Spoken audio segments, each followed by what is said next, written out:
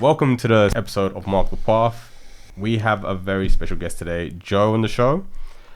Joe, what do you do? Well, I'm a firefighter. I've been in the London Fire Brigade since starting the end of 2010. Also done a bit of competing throughout 2017 and 18. Been a PT freelance since 2014. So, I've done quite a few things. Been an interesting journey. Now currently learning how to become a music producer. Been doing that since the beginning of lockdown. That's my new focus now. So that's the kind of synopsis of my life up to now. It's a lot, man. It's a lot. I was gonna say, when it comes to being a fireman, that describe what basically what it is that you do, like a day in the life of a fireman. Yeah, day shift, start at 9:30.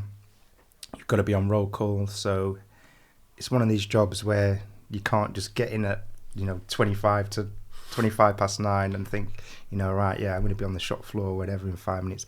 You've got to get prepared. You've got to make sure your gear's all ready.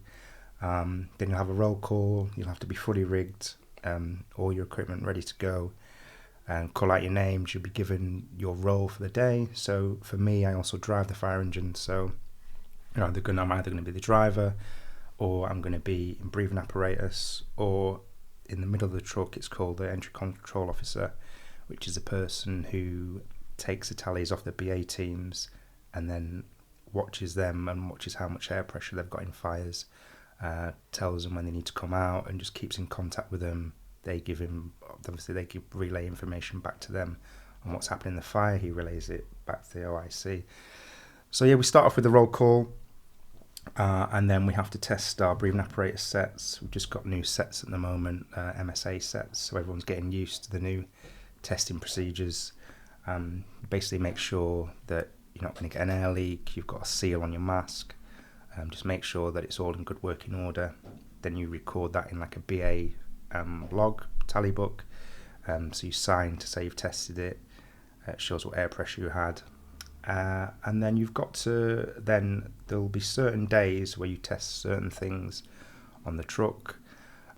So we've got all sorts on there, but the stuff for getting people out of car, RTA, like accidents. You'll have to test all the RTA equipment there. You'll have to test like the hoses, make sure that they're all up to date on the inventory. The truck will have to have a full inventory done, make sure everything's there. So like when we go out to an incident, we know we've got everything that we need. If anything isn't there, you've got to report it, log it on the computer, so then you can order new things that can come in. And then after you've done your tests, after you've gone over the truck and looked over that, then obviously got to get breakfast in. It's very important. Get the fuel in for the day. I actually do cook for the boys as well, so I'm in charge of getting all the food in and then cooking it up for them. Then after breakfast, you'll normally will do a training exercise. So recently we have been doing road traffic accidents.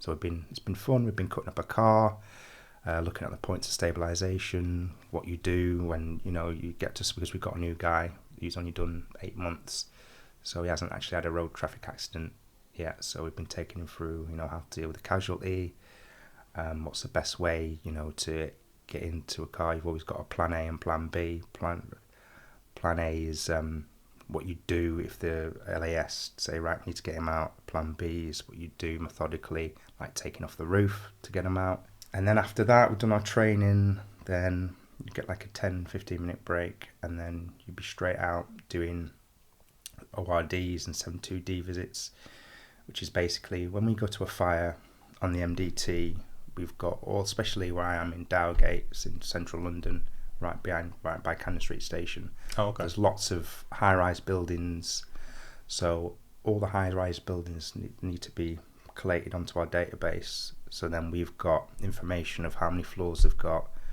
where the dry risers are on the floors. Then you've got, you're en route, what you're going to do, what you need to look out for, the best access points, where the hydrants are, and what fire systems they've got in, say if they have got sprinklers, what their evacuation system is.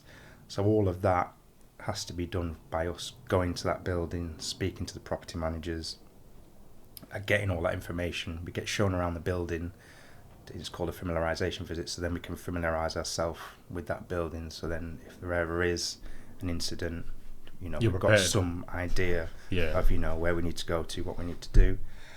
And then we've got to do fire risk checks as well. So we'll be going into premises, making sure their fire alarm system's working, the smoke, like the extinguishers, make sure they're all in date. If they're not, then we've got to make it. Well, this officer in charge makes a report, and then fire safety come along and tell them to get their act together. And there is a lot of rogue people out there who just sometimes go in there and they haven't had the system tested in 10 years, or they don't have one. So again, that's something really important that we need to do. And then all in between that, we're obviously on the run. Can get called out anytime. So that takes up most of the afternoon. And then we normally get back around 4:00. Get a bit of gym time in, because again, that's really important, being fit. You guys have a gym inside the in the station, yeah. Nice. Yeah. It's only got like dumbbells up to 30 kilograms, a Smith machine, a rower, and and a runner. But that's all you need, because we just need to be physically fit. Yeah. A really important part of our job, because you just don't know what you're going to face in the fire brigade day in, day out. And there's a lot of carrying stuff about. There's a lot of times when you'll get a fire and it'll be on the 12th floor, the lift won't be working, so then you've got to lug the stuff up there. You just got to get up there, and that's why you really got to rely on your physical fitness. So we have the gym, have an evening meal after that, and then you're just waiting then until sometimes someone can get you away early. Sometimes you hope around 7:00. We're supposed to work till 8. But again, it's that thing of people have got to come in prepared before they go onto shift. So you do get a lot of people coming in early, making sure they're ready, and then get away, and then that's a day shift done. Wow, man, that's a lot. I was gonna say in an average week, like how many times would you be getting called out? That's really it can really depend. I would say, I always say to people that from when it starts getting good weather like this, from May through till September, October, it's our busiest period. Barbecues, grass fires. We had it a lot a couple of years ago, where there was so much going on, especially grass fire wise. A lot of people setting fires on purpose for, I don't know, whatever reason you would, in parks, just causing absolute mayhem. But that was going on a lot. Also now, a big thing now is like e-bikes. I went to a fire at Whitechapel where 2 people had to be rescued by 2 ladders who were trapped in the flat. A lot of them were doing like Deliveroo deliveries, and they, for some reason, they had a battery pack of like 10 batteries in the hallway, and the e-bikes are so vulnerable to setting up, because they're not under regulations, getting from China or wherever. They're not safe, and that basically set a light to their hallway, and so then they were trapped in the back bedrooms. That's terrifying. Luckily they managed to get them out. But but in terms of calls, the most I've ever been to in a day is 19 at Euston. 19 in a day. Yeah. The most at night. Again, Euston again. That's a very busy station. I've been to like 12 call outs there on a night shift. But it ranges all from just the fire alarm going off. Someone could be stuck in a lift, or you do get a fire, or especially where I'm at Dowgates, it's by the river. You get a lot of people, unfortunately, going into the river. That's a very common one. That was very common around like Christmas time. Going in the river? Yeah, people, just going in the river trying to commit suicide, or just accidentally falling in. They were drunk. You guys will get called in for that? Yeah, we do. How come?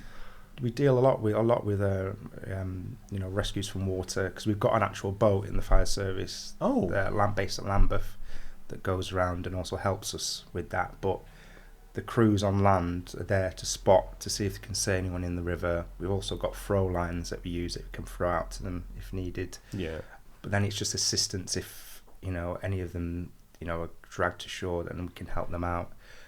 So that's another thing. Like, it's lots of things that's called like a special service. So we do river service, getting people out of lifts. Obviously, car accidents. It's not just fighting fires. Yeah. I think that's the that's the misconception, because like with me, I used to say, man, where are all the fires in London, man? You know what I'm saying? Like, but that's the other thing. A lot of fires, because London Fire Brigade are good at the job. Yeah. We normally put them out, and it doesn't become a big thing, so it doesn't get put on the news. But I'd say in central London, I'd go to a fire once every tour, so that's like within the 2 days and 2 nights. We class that as a tour. Right. So, and then some days I've been to 3 fires in a day. You really don't know, how it's gonna pan out. And man, crazy. so yeah, it's very up and down. So, but yeah, very busy. Busy, sounds busy, man. With the competing, then, how's that going? Well, How'd you get into that? How did I get into that? How did you get into that? Yeah. I got into that. I'm from Lancaster. Well, I was born in Manchester, but I'm from Lancaster. Very small town, not much to do, and I was just obsessed with Arnold Schwarzenegger. Oh, same. It's always the case. It's always the same story. Yeah. Like, and then I started reading Flex magazine and looking at all these big guys. And I was like, I want to be like them. Yeah. And you're seeing like Ronnie Coleman, Phil Heath. Well, and then back then, it was a guy from Birmingham. What's his name? What's the English? No English idea. guy's name? It's just gone out my head. And people would be like screaming at me like, can't believe you forgot what his name is. But yeah, it was all through that, and there wasn't much to do in Lancaster, and I wanted to do something positive rather than just going out on the street drinking, like a lot of my mates did. So yeah, I was in the gym I started in the gym when I was 14, sneaking in. The guy knew I wasn't old enough, but it was this gym on the quay, and you know what? There was a ex Mr. Britain there, Sammy Fideli, and straight away I just went up to him and I said, what do I need to do to get like you? And to be fair to him, considering he was competing for Mr. Britain at the time, and that's I think was a big misconception in gyms, that where they've got big guys, where they're big and scary, and you can't talk to them. You really can. Like if they're a decent, they're normally a decent person and they're very humble, and they will help you out if they can.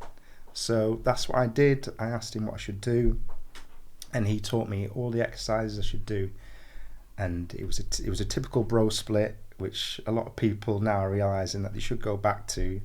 The thing now, there's so many different, as you know, there's so many different ways to skin a cat, and so many like push, pull, legs, whatever.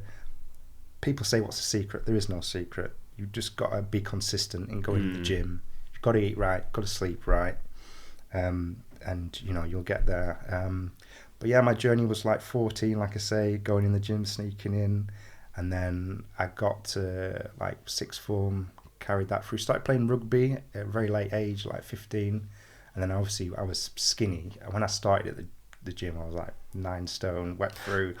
And I was a winger, and I was just getting like bullied on the park, and I was like, everyone was bigger than me, and I was like, right, I need to get like to the size of these guys and stop, be able to hold my own. So yeah, once I got into rugby, that kind of like, got the momentum move forward. One of the best things I'd say that happened to me is just got talking to a few guys in the gym when I was at Lancaster University. I used to train at, and they had a powerlifting team there, and it was all guys ranging from like the 20s all the way through to his like Dave Howarth. Like he was a 65-year-old guy still deadlifting 200, squatting 180, and it was really good. Like it was a really good like inspiration to have, because well, if he can do it at 65 years old, why can't I do it? I'm a 19-year-old lad.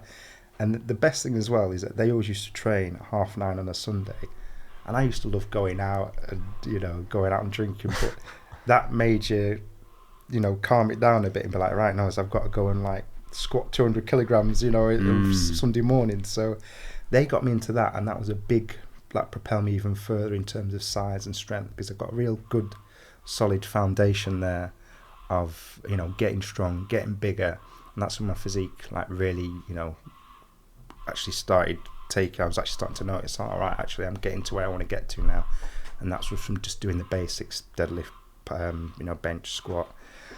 So that was my journey through that, and then I went to university, carried on training, still sticking to like my powerlifting background, doing those 3 solid core exercises, And then I was at a point where I wanted to compete.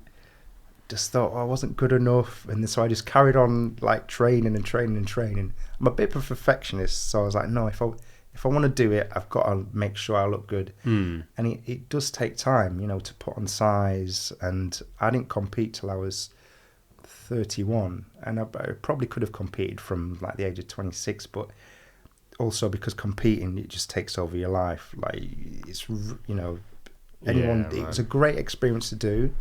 I really proved to myself that I could do a lot of things that I never thought I could. But it's all consuming. So that's the only thing I'd say. And yeah, I was so happy when I did do it when I was 31. I got second in the Northwest and then got 8th in the finals. But that was out of out of 30 odd people. So I was happy with that. And it's so subjective as well. It's one of those things where everyone's in good shape. So how do you know? How do you whittle it down? Yeah, so, that's very true. Yeah. So that's been like my journey, like bodybuilding wise. So I'm gonna guess with bodybuilding, it came hand in hand with your PT and business. Yeah. I got into PT as well because I had to have a second job like most firefighters do. Yeah, it did help a lot. The thing was, initially in the fire service, because I'd been in a powerlifting background, I think I weighed nearly 15.5 stone, 16 stone for someone who's like 5'9". But I was just a big guy, and then going from a civil service job like behind a desk to then a physical job of the firefighting training, very physical. There was one time when I was doing a ladder drill and I had to rescue someone, simulation, from a 3rd floor bathroom window. And I got into the window, which was really small. I had to go like diagonally to get myself in.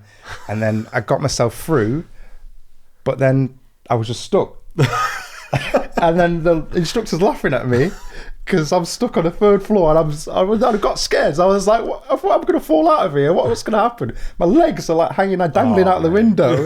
And then he's had to like drag me through because I was literally just stuck. So it was just too big to get through the window. And then he looked at me when he finally got over all that, and he was like, I think you need to lose a bit more weight, Mr. Mitchell-Hartley. And I was like, so do I. So yeah, I started at 15.5, and then by the end of the training I was 14 stone because it was so much cardio and physical work. So yeah, you just needed to slim down a bit. But but it's hand in hand with firefighting. I need to keep fit for my job.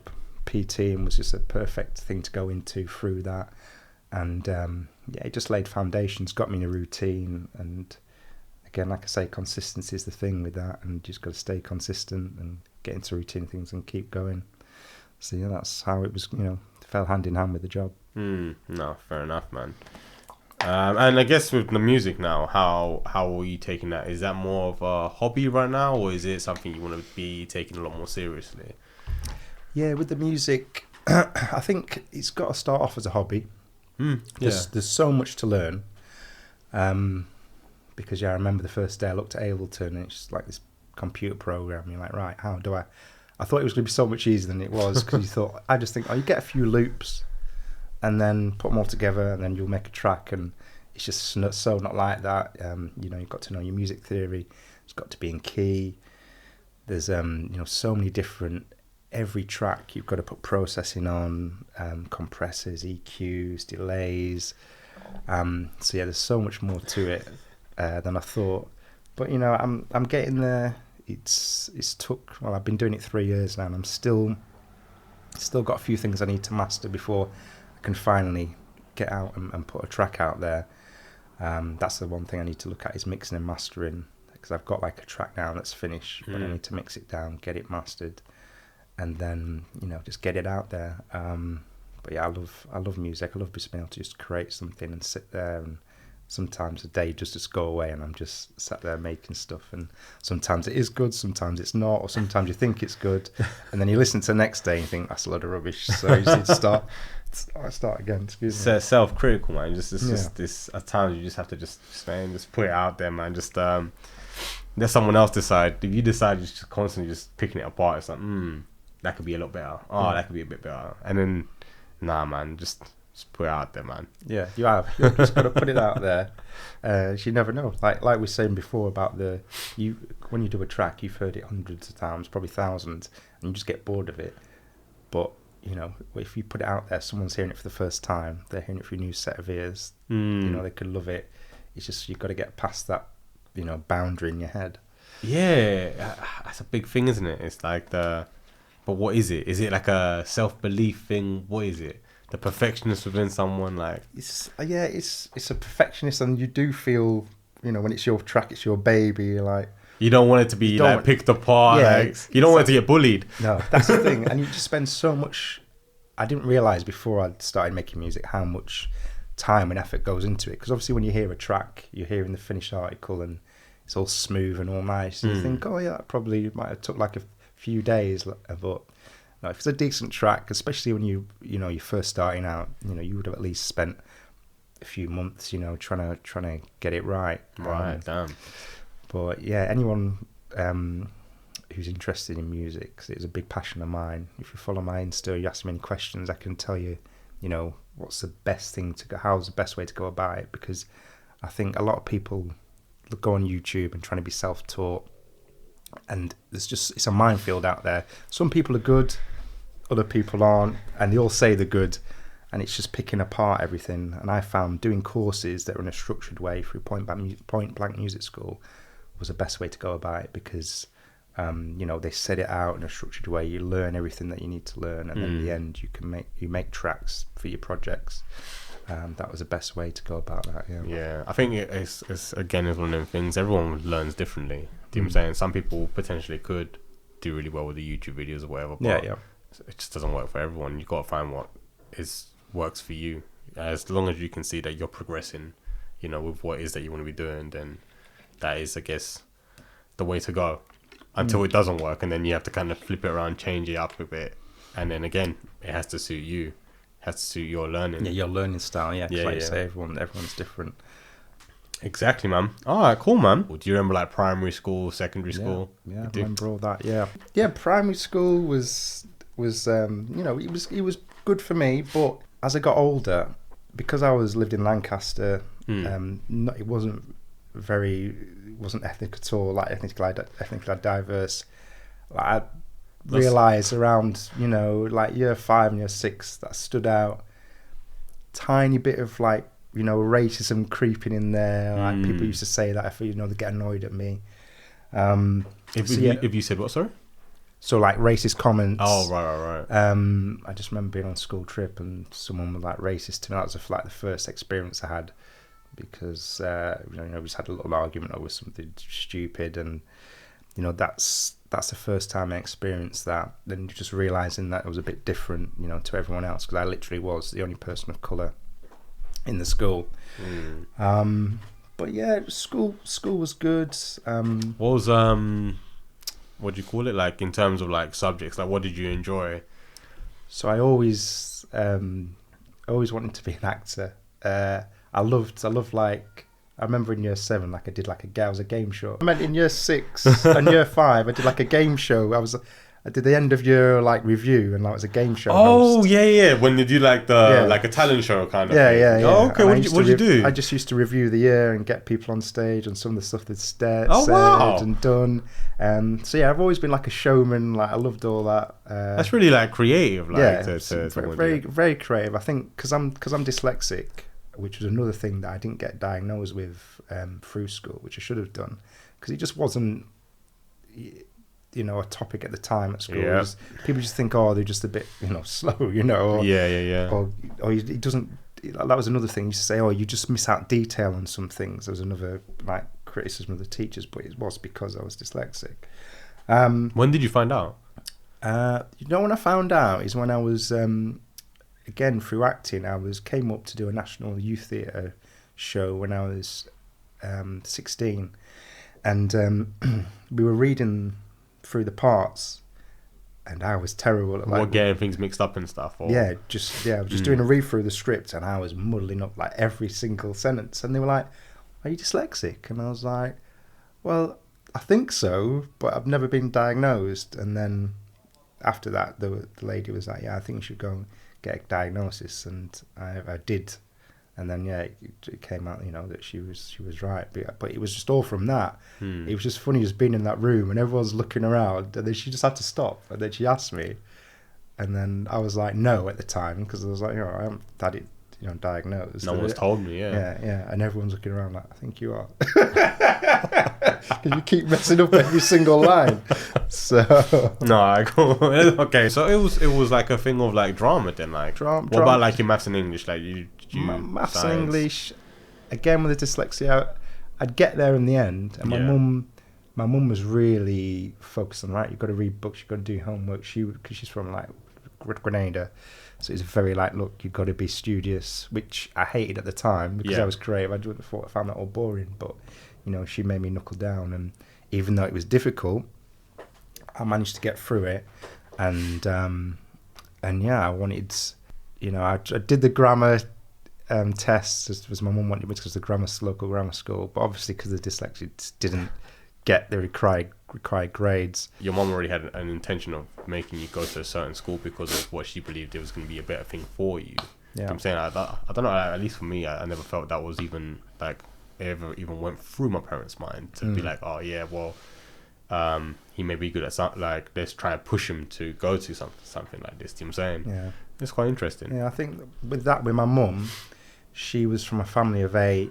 Her dad was an alcoholic. He used to just drink all the money that he used to go to the rum shop on a Friday night, do all the money in. So then, the mum had no money to get them through the week, and she really struggled. And she came to England when she was 23 through the Windrush, became a nurse, and trained up to be a midwife. And so I think from going from that background to like knowing that you've got to work hard, got to get a good job to like escape that kind of life. That's what made her think, right, what's going to be the best for my boy. And so she did look into it. Yeah. So what, you in year 7? We're going to secondary school now. So how's so from year 7 to year 9? What's that like in terms of like your subjects, your teachers? Yeah. Actually, I was going to say, actually, in primary school, did you not have a teacher that stood out to you? Like, yeah, there was Mrs. Cunningham. I remember year 6. She was my teacher. I remember her. I remember Mrs. Brownhill, Mrs. Maidstone. So you had a few teachers that stood out to you. Yeah, but that's because through that they had to, because there wasn't any of this what there is now, where someone will come in and help, the people. The TAs and all that stuff. Yeah. She had to, behind, like after school, like go through stuff with me, to try and get me up to a level, with the rest of the class. Oh wow. So yeah, I mean, fair play for them to doing that. But that's why I remember them, because they took that effort in me, to help me out. And I used to get along with all the teachers. Because of my mum. Being a strict West Indian, I knew I couldn't mess about. There's no way I could mess about at school. So I was a good boy at school. So I used to get along with the teachers. That's why I can remember still a few of them to this day. And then, going into secondary school was strange, because like I was saying, I didn't get into grammar. My mum was a Seventh-day Adventist, and I went to go to Ripley, which is a Church of England school. And so I didn't get into the Church of England school because my mum goes to church on a Saturday. They go to church on a Sunday. There was a conflict there. So I ended up going to Central Lancaster High School, which wasn't the best of schools. Just put it bluntly. Okay. I remember my first day, just like walking around. I go around the science block. Everyone, like, there's people in like year 7 smoking cigarettes. Like, and I'm just looking at them like, I'm not been involved in that world. I come from a good family, and it's like, what is going on here? There's a police helicopter going by. I don't know why it was going over the school. They're all swearing up at the helicopter. And then there's this big banking at the school, and I just get there, and they were like, you're in year 7, aren't you? You're a new boy. I'm like, yeah. And then these 3 lads just grabbed me and then shook me down this big banking, and that was happening every day for the next 3-4 months. And like, you don't want to go around the back of the school, but your mates are like, oh, let's just do a lap of the school. Like, no, I don't want to get chucked down the banking again, because my mum's going mad because I've got my school uniform all messed up for like grass stains and everything. And they just every time they just get you, but violated, man. Yeah. So that was interesting. And secondary school, again, really weird, because just, again, not being it wasn't ethnically diverse. You get so many racist comments, and you know, just because you're different, it did struggle with bullying quite a lot up until about year 9. You know, got in a few fights, got beaten up a lot of times. Really? Just because, yeah, you were different, and you know, that wasn't good. Did you speak to your mum about this situation? Yeah, I spoke to my parents about it, but you know, it's what can you do? It's part of school, isn't it? It's part of growing up. You know, it builds your character. I know it's not acceptable, but it does build your character. Like, you know, you're going through all that, it builds you up. You get resilience, and yeah, like I said, from year 9, it got a lot better, and you know, it wasn't as bad. But yeah, the school was strange because there was a few more Asian people there, so it did kind of like, you know, make people realise, you know, it's not just all about white, you know. So it kind of like got the heat off me a bit, yeah. But still, it was just some of the things, like, it's so bad. I couldn't imagine it. It must be quite weird. Yeah. One example is just when I was at school, the big bully in year 11 was like, right, when I address you, you've got to call me Mr. Black. You're going to be Mr. White, okay? So everything, you're the white guy, I'm the black guy now, yeah? So you've got to address me as Mr. Black every time you see me. I'm just like, what? And so then I have this conversation on the bus, like, and then everyone else got involved. Then you're like, oh, what's going on, Mr. White? And I'm like, yeah, I'm all good, Mr. Black, my black boys, yeah. Just like, oh my God, that's crazy, I look man. back at that now and I think that is mental, yeah. So that's the kind of shit I had to deal with. It's just crazy. And the thing was, because there was no other people like to talk about it really, I just had to just get on and deal with it. It's just a normal thing for you. Yeah. That's crazy, man. So yeah, that was secondary school. Was just, well, again. So you said in year 7 you were doing drama. Well, yeah. Well, the drama stuff didn't really come in. I was doing like the end of term shows and stuff, but theatre studies. Basically, I did my options in year 10. And okay, yeah. No, we're going to tell you now. Yeah. This always happens as jokes, man. We'll get there. Okay. Yeah.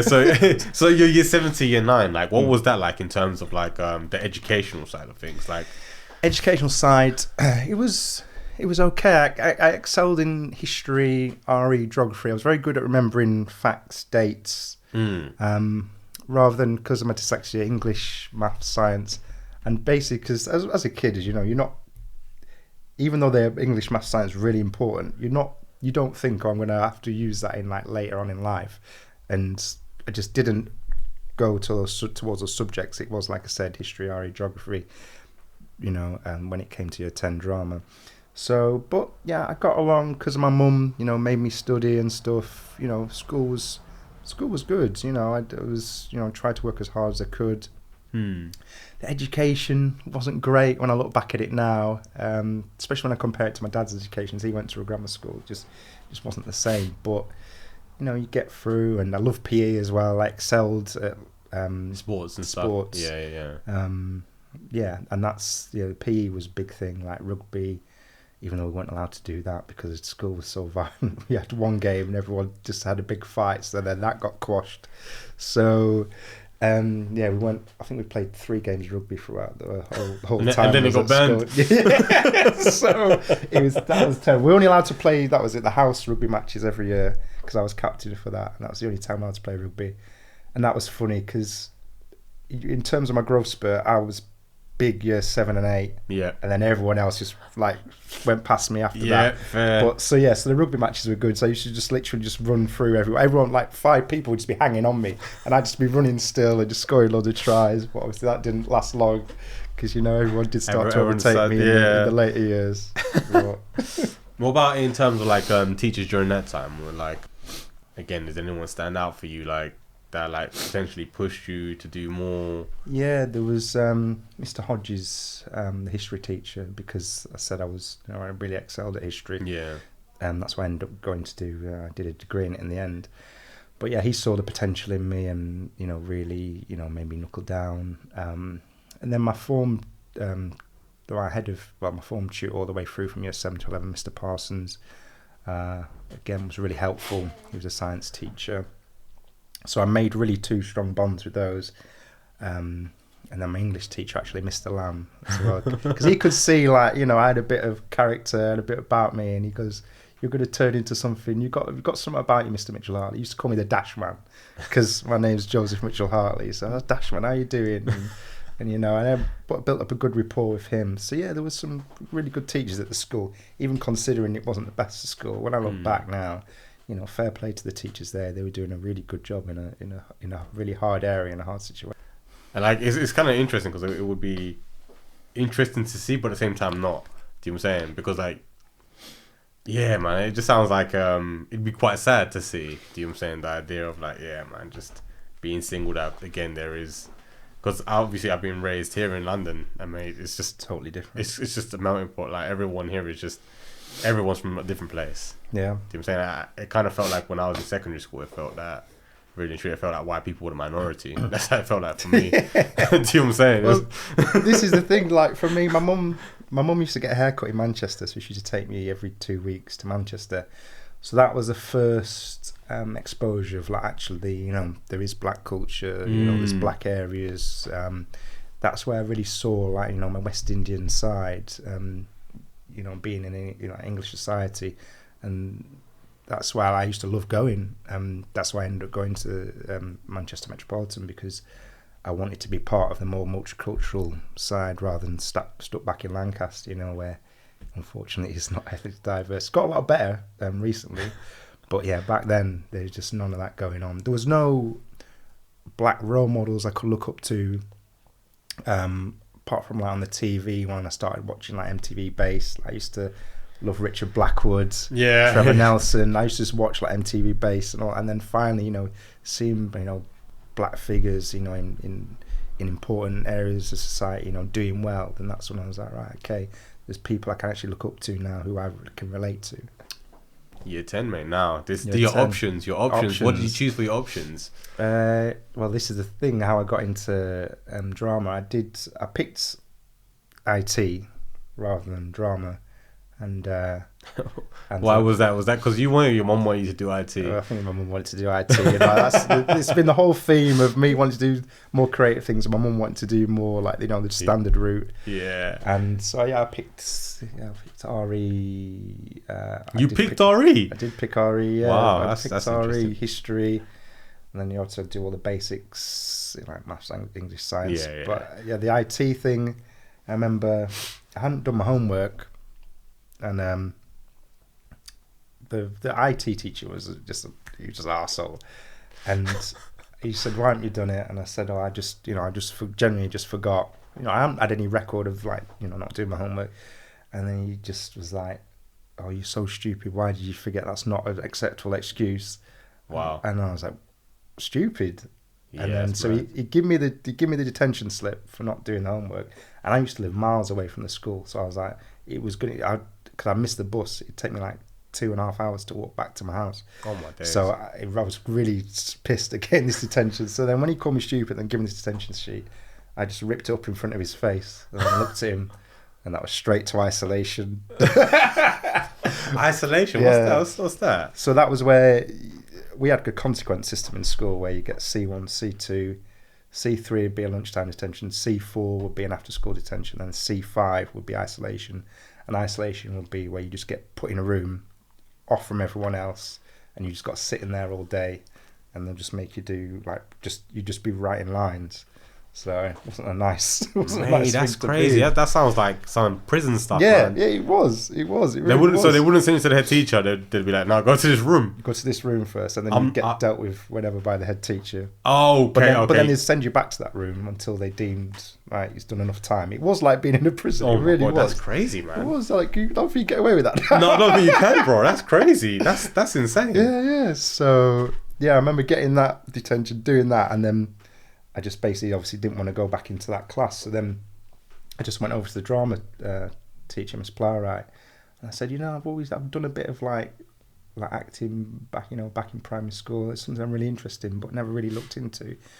And she was like, okay, yeah, just come on. She gave me like a little monologue to read, and I like studied that for a few days, read it to her, and she's like, yeah, I think, you know, you're going to do really well in this. And that was again another really good friendship that I built up through her.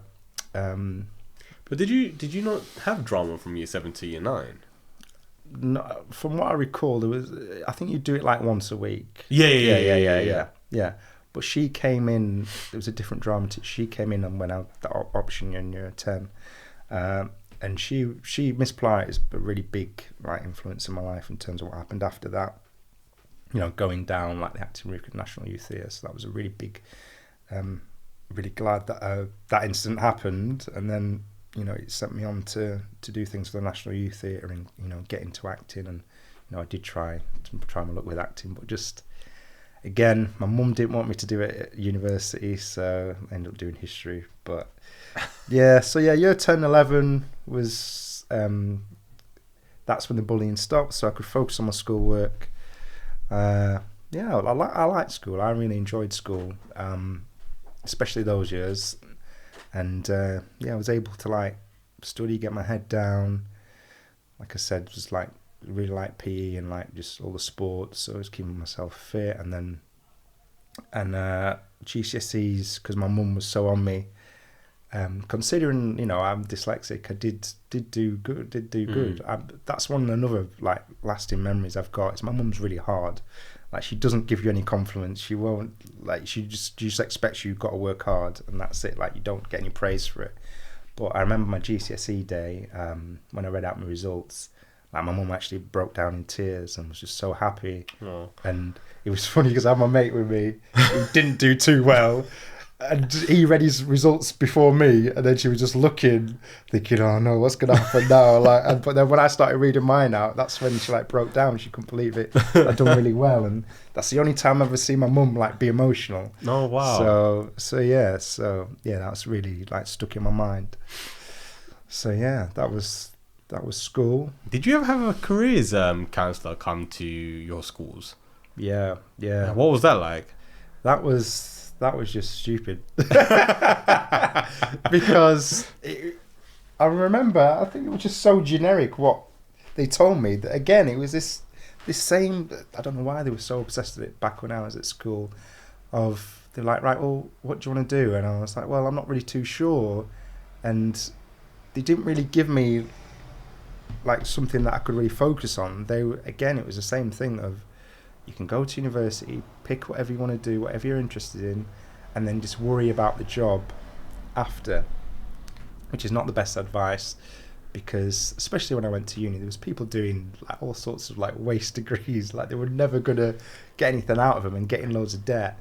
So yeah, I think it's so important to like, you know, think about what you're going to do when you're young and try and figure out, just make sure everything you're doing is going to lead to something in the future rather than just going down a bit of a blind path. But did you not actually give them like, because the thing, I felt the same, I felt like I didn't know, but at the time I think I explained to them that I was saying carpentry, but I really wanted to become a mechanic. But what happened with them, they looked at my grades and they're like, with your grades we think you should go to university. And with me I took that, I'm like, okay cool, I should go to university then. But in reality, if I would have just said, yeah cool, let me try do an apprenticeship like to become a mechanic, as opposed to let's go to uni where I'm clueless, I don't know what I want to do. Compared to there, at least I had like some sort of like, I think I want to do this. Did you not think about doing an apprenticeship at any point? Well, again, this is one of the probably possible paths that I wish I'd taken that didn't happen, because I'll always remember my dad said, why don't I go do an apprenticeship? We've got a power station in Heysham, so it's the next village along, that were doing apprenticeships, and I had friends from like school and sixth form who've gone on there, and my dad said, why don't you do an apprenticeship there? You know, he'd worked a bit there in the early stages of the development, but then didn't carry on. He says, yeah, it'd be a good thing to get into. And I was like, no, I'm too, being the typical, I'm too intelligent to do an apprenticeship. I'm going to do better than that. Yeah. And you know what? My mates now, who are still there and have been there since they were 16, are like earning 6-figure salaries, doing really well. And yeah, so you should definitely not look down on apprenticeships, because I wish I'd done that, because I'd be in a better job now if I'd stayed in Heysham and got on the apprenticeship. So that's the thing, when you're young, you think you know it all, but you don't. So maybe take some more advice and and do look into several options and see, what could, hold the future could hold for you, because that is one of the regrets I regret not doing his apprenticeship. And then, No, mate, we're still going, mate. We've got college going, now. yeah, What yeah. happened in college? What did you choose for college? Because college is what, 3-4 choices? So yeah, I went to sixth form again. My mum didn't want me to go to a college. She was like, only Dossers go to college and things like, it's a lot of nonsense. But she just thought I was going to college, get in the wrong crowd. What did she want you to go to then? What did she want you to do? So she wanted me to go to sixth form.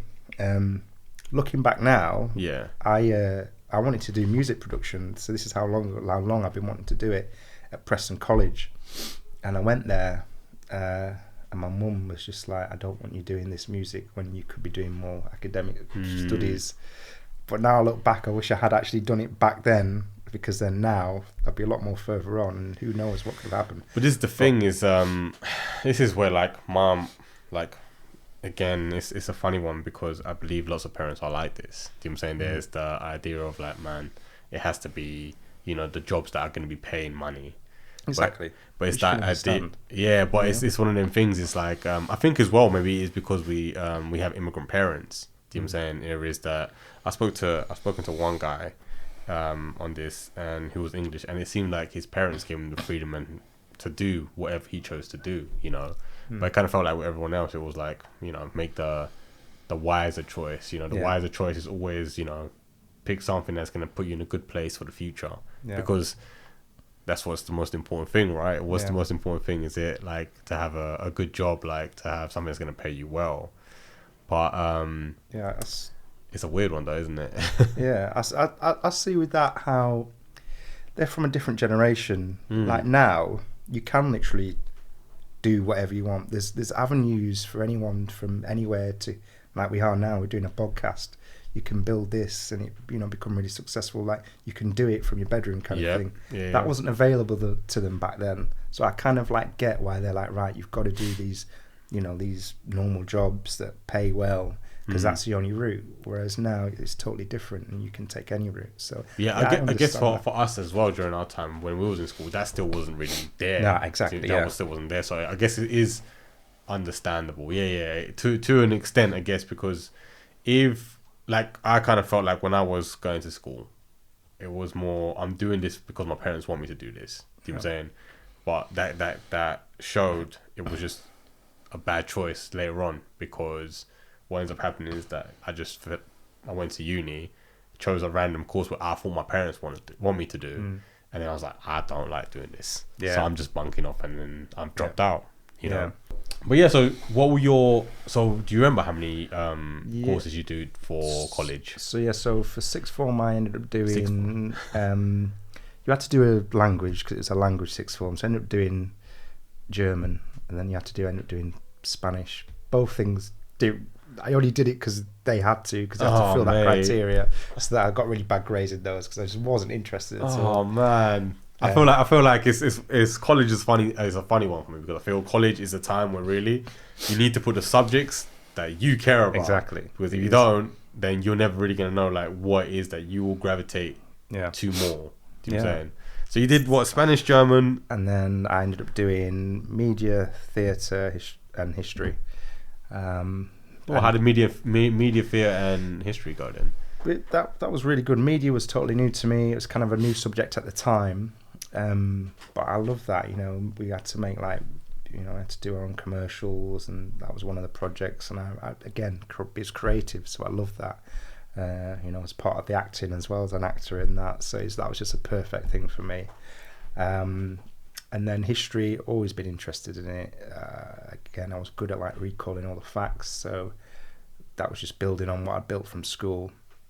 And then theatre with it was funny how Miss Plowright, who was from my secondary school, when I moved over to sixth form, she then became the head of theatre at the sixth form as well. So that's nice. She transported over with me, and that was when I really started getting a bit of self-confidence, because she was like, right, there's this National Youth Theatre, you can, I've seen your potential, because when I was at secondary school, I did all the end of term plays. I was I think I was you know, the romantic. What's the Romeo and Juliet. Romeo and Juliet. Yeah, I was Romeo, and yeah, she's done all that cheesy stuff. So she's like, right, yeah, I think you know you can see potential in you, and I was the prince as well in Cinderella, just things like that. So cheesy now looking back. But she was like, yeah, I seen your potential from that. So yeah, you should go and do this National Youth Theatre audition.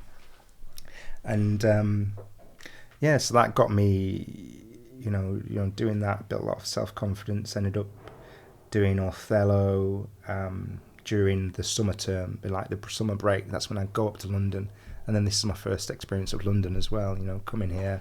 Had like an auntie and uncle who lived here, so I went to Woodford, and then Woodford, that's northeast. Yeah. Oh, okay. Yeah, that was again.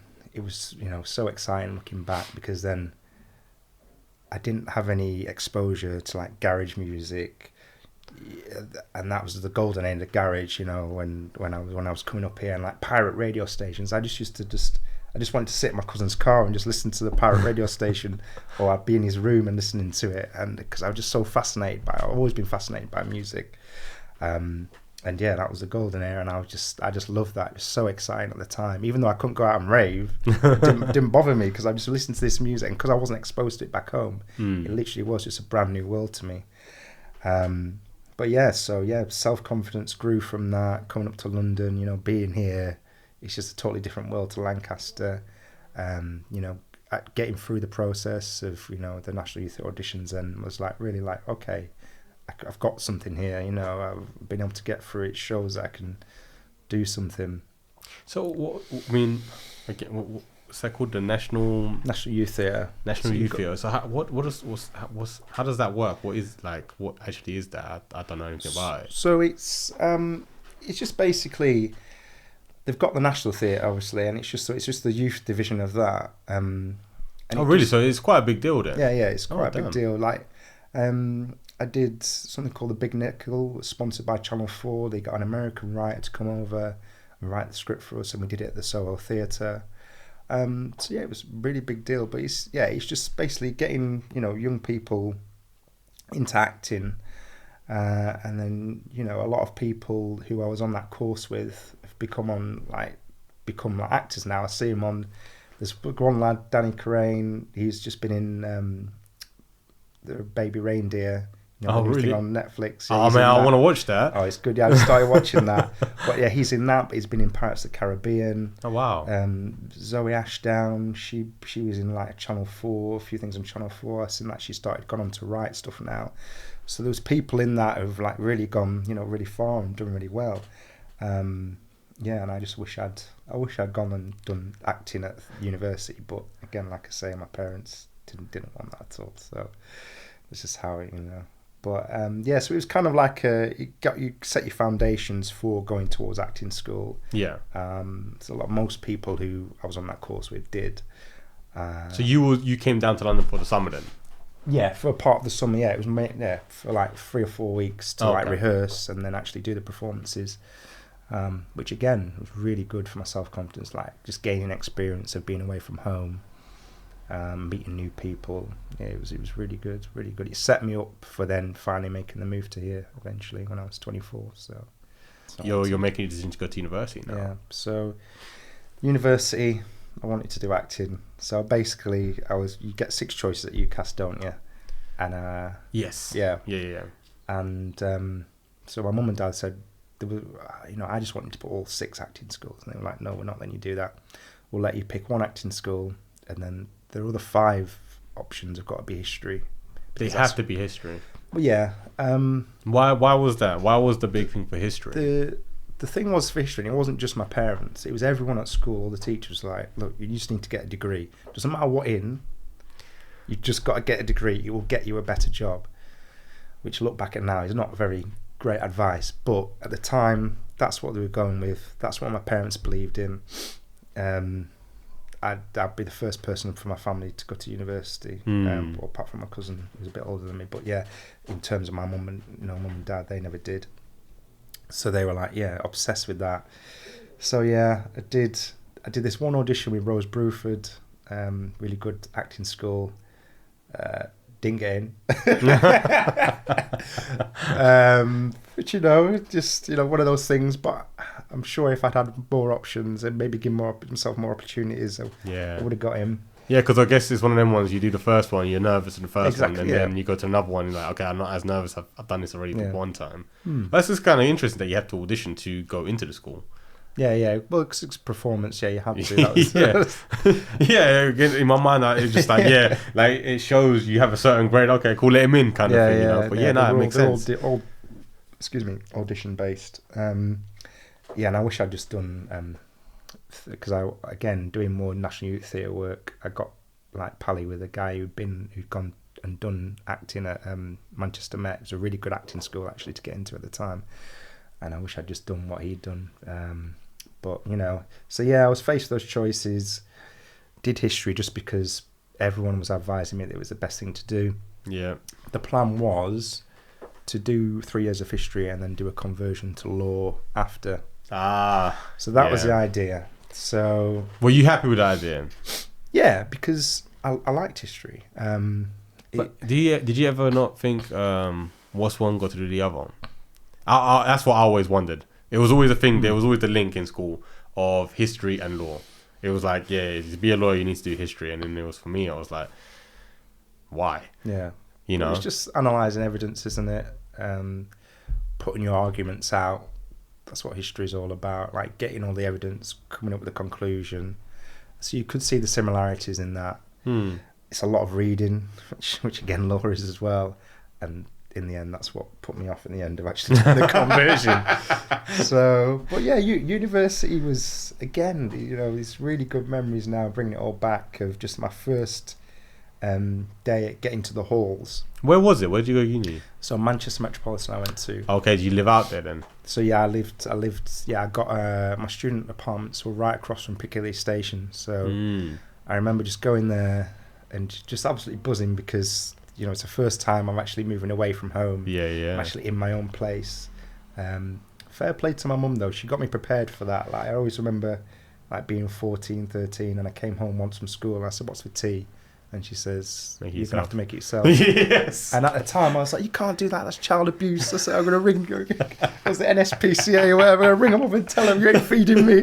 And she's looking at me like I'm crazy. Call them. Yeah, just call them. Do whatever. I said, you're not a great mum. Like, I used to be the things I used to say to my poor mum. And but that really helped me. And, I just used to watch like BBC Food and like the Food Network and look at Ainsley Harriott and, all these chefs like cooking up these meals, and like Rick Stein was a really good influence, and that really did help me when I went to university, because in the first year, well, all the way through university actually, none of my housemates could cook. They just they were terrible. Noodles. Noodles, or just like microwave meals, or they'd try something then they burn it. It's funny now how I'm like a firefighter, but back then my first introduction to firefighters were them coming at 3:30 in the morning when someone's like burnt something in the flat. Oh no! And the alarm's gone off, and you all had to like get out and just think these poor guys like all like coming in like what's happened now, and so that was my first exposure to it actually. But interesting. But but that really put me in good stead, because that first day of being at uni, and then when my dad left me, I just remember I was there on my own, just finally I'm free. What do I do with my free time? Yeah, exactly. Yeah. Well, that was the other thing. Like back then, drinks were cheap, and you just end up going out drinking for most of the week. No, man. University was just such a just a laugh, and but I had to get a job when I was at uni, and that's what my parents were like. They said, we're not just paying for you to go out and have a jolly up all the time. You've got to work. Which again, really glad I did, because then that just sets you, you get more. You've got more responsibilities. Yeah. What was the job? So one of the best jobs I've ever had. It was just like working in Topshop and Topman. So you can imagine like an 18-year-old, like especially when I used to work around Topshop, like all beautiful girls. I loved it. You just had a laugh. Like you're just going around getting told off for talking to them all the time. And that was one of the funnest jobs I've ever had, because we're just young. Just going out, really good people to like work around. I've always been into fashion, so like I really enjoyed the job, and it was just really good being in Manchester at the time. Topshop at then was like it was massive. Really, I remember at Christmas time, there's like the store would be making like 600 grand a week, like just Jesus. crazy money. I mean, no wonder. I don't know how it's gone all well. I know why, because he just ripped everyone off, didn't he? So Green. But I feel sorry for him because there was so many good people there who had their career there and then ended up, not being able to get a pension or anything because it just got sold for £1, didn't it? And then just completely wiped out. But yeah, I forgot that happened. Yeah, that's crazy. But yeah, so it was really good working there at the time, and then university was okay. There was a few issues like through uni, like I had really bad acne, and I remember that was like a big thing on my confidence. There's me thinking it's like an educational thing, but it's like it's acne. The things you go through. Damn, and man. So that was kind of hard, being that age, and like I had really bad, like it was all over my face, and just, that tended to get me down a bit. I had to go on like a lot of like Urocatane twice, like to finally get rid of it. Really struggled with that, but you're finding yourself, aren't you? You go through these things. But yeah, it was cool living in Manchester. What was that? 3 or 4 years? So that was 3 years. But yeah, because I obviously had a job there, so I'd stay during the summer as well and work. And then because Lancaster was only like an hour away, I'd pop back, see my mates. I had a really good, like from sixth form, we all stayed together. We always used to go to each other's unis. Like I used to go to Lancaster. Go back to Lancaster to see some of the people there, or I go to Leeds, or my mate Aidan, he was in London at the time. Again, getting more exposure to London and realising I really want to come up here. So yeah, we all stuck together, so it was really good, going around there and having, it was so fun back then because we used to be able to go out and drink on like £10 and get wasted and just, have a good time, and everything was cheap. It was all reasonable, Like now, I don't know how people do it. But yeah, I think it was weird. Like Lancaster as well went for a golden era that time of like all the clubs, everything open, bars. It was a really good place to go out. So it's not now. Everything's like closed down. So, but yeah, it's like kind of the golden era, as we say now when we look back. But yeah, so 3 years of uni was good. Again, the final year, I should have studied more. Ended up getting a 2-2. Just a real struggle for me to. I didn't want to drop. I don't know. I was never thought of dropping out, but I didn't. I did realise at the time that you need to work hard, but getting to a point of the third year of studying, I was just like, I'm sick of this. Yeah. I should have took a gap year. That's what I should have done when I look back now, and I would have got more out of it if I took a gap year and then came back and then. Was that a gap year during the 3 years, or a gap year from college to uni? I think it would have been better, maybe like year 2, like deferring for a year, and then coming back to do my final year would have put me in better stead. But that's just hindsight, isn't it? So yeah, I should have worked harder. It didn't help. I was in a house full of like 4 rugby lads who didn't want to do any work either. So there was no one around me like pushing me, and the house was minging like 4 lads. My mum used to come down and clean it like every couple of weeks because she just couldn't believe when she got here the state of it. Oh man! Because again, coming back to like I was the only person who could cook and the only person who could iron, so I used to cook for them. I used to iron the stuff before we used to go out. Used to pay me in beer, which was good. But yeah, I just couldn't believe how none of them could do anything for themselves. They were just thrust upon university and just had to fend for themselves without any skills. They didn't have that basis from home. So yeah, but I think that's when you see the things though. Is the parenting, like you said, your mum taught you from an early age. Because again, it's one of the things of.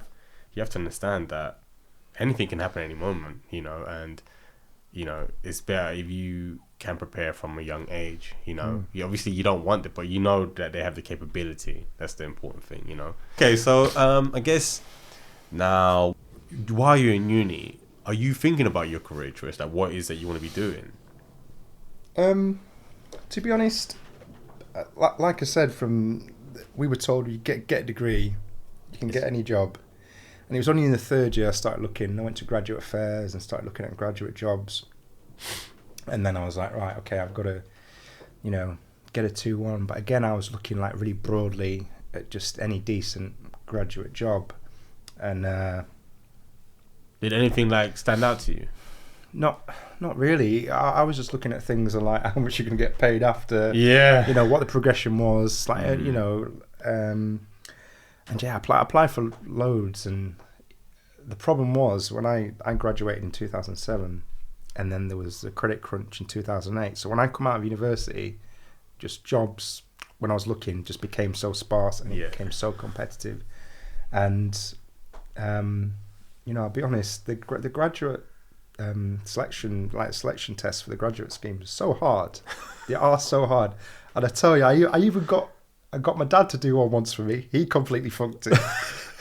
I got a guy who smart dude who's basically he works in finance. And he'd done loads of these tests before. So I was like, right, you have a go at this and you tell me how hard it is. And he did it for me. Didn't get through. So it just shows how hard they were. So yeah, I just looked at those. That didn't really work out.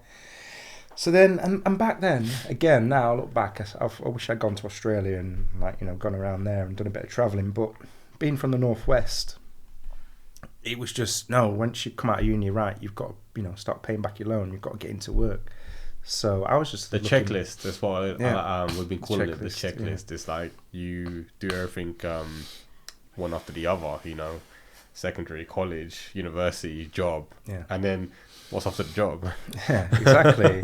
Yeah, I mean the only thing that I did get drawn to when I was in the third year of uni was, and that's probably why I eventually ended up in the fire service, was that I liked the idea of the military because I was fit. The discipline. Yeah. So yeah, I did end up going I wanted to become an officer, but again, it's funny, when I went to the army officer recruitment, went through the selection process, and I'm doing the practice board, I'm in an interview with this colonel, and we've done a few tests, and he's like, yes, I can see you being, leading the infantry, leading it from the front. You do very well in that role. And at the time, that's the height of Afghanistan and Iraq. Oh, yeah. And I was thinking in my head, no, thank you. And I wanted to join, I wanted to be a helicopter pilot. And he was like, you just haven't got the, the tests again, do loads of tests. I just didn't have the skills for that, the skill set. And it was so competitive again. So I ended up, that was going to be my path. If I was going to join the army, it was going to be as an infantry officer. And then I thought, oh, well, if that's going to be the case, let me try and join them. I was thinking about the Royal Marines. Okay. But then I did the same thing with the Navy as an officer. And both times I got to the practice board, did it, and then they were like, right, are you going to go to the main board? And because I was an only child, and like I said, it's the height of Afghanistan and Iraq, and back then you were seeing on Sky News, it was so sad, the amount of people that were losing their lives out there. And there'd be the funeral parades every Wednesday, I used to remember. And my parents just saw that and they were like, the first time they were like, no, just think about it. So I didn't do the army one, and then when it came to the Navy one, when I was going up for the main board, they were like, actually, we don't want you to do this because it's just so dangerous. Which, looking back now, I know people from school who did go in the military and unfortunately lost their lives, out in Iraq and Afghanistan. And I know people who've actually, been in the Marines, and yeah, it was hearing their stories. I kind of like maybe it was the best thing that I didn't, because of the traumatic situations that they faced, and it's so sad to hear the stories and the stuff that they've been through. You come back with the PTSD as well, and all that stuff, and I couldn't imagine. Yeah, because actually, funny enough, I thought the same thing. I was in Air Cadets when I was 13. And I was like, yo, this is cool, man. This is like, I'm out here rock climbing, I'm going hiking, I'm sleeping on a boat. Exactly, this is an adventure. This is amazing. But then afterwards, I was like, as I got older, it was the whole discipline thing. I was really good at it. I was really good because I'm good at listening to instructions. You know what I'm saying? I'm like, yeah, just tell me what to do, I'll do it. No, yeah. You know what I'm saying? But it came to a thing where I'm like, oh man, is this what I want? Because obviously I'm thinking now, if there's a war, man, I don't want to go to no war. I like the adventure side of things, but I don't want the danger side of things. Yeah, man. Totally different. And yeah, so in a way, that kind of I would have loved to have done it for the experience, for the discipline. I do think that doing some kind of military service really does set you up in good stead.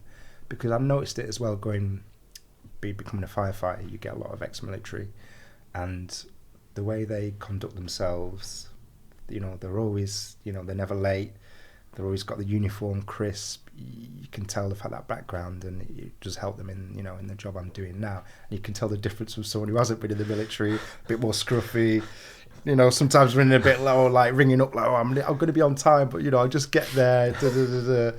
So yeah, I've really seen how it can benefit people from the people I've seen from the military. So yeah, I wish, maybe, if I could do it all again, maybe I would have done it, and maybe, who knows? But yeah, so I was toying with the idea of the military. Then parents put a quash to that.